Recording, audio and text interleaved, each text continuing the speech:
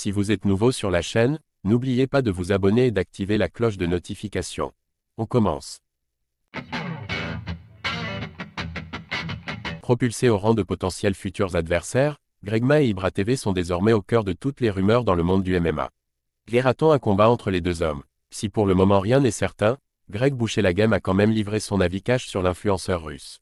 Il y a quelques jours, la Reims Arena était témoin d'un spectacle inattendu lorsque Gregma, 45 ans, et Ibra TV, 30 ans, se sont ouvertement provoqués, tête contre tête, devant toute la salle.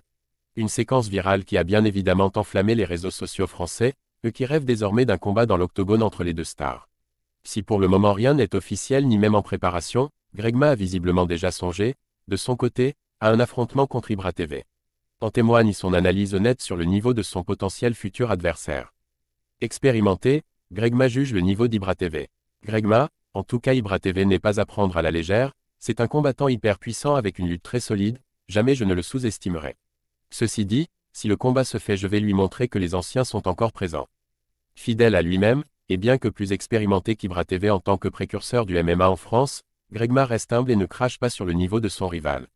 Plus mature encore, il estime devoir faire preuve d'une grande méfiance à son égard en raison de sa puissance. Ibra est plus jeune de 15 ans, mais aussi de ses skills si le combat devait aller au sol.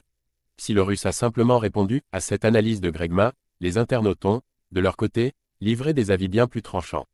Contrairement à ce que beaucoup de fans pensent, Gregma ne voit pas Ibra TV comme un adversaire si facile à battre.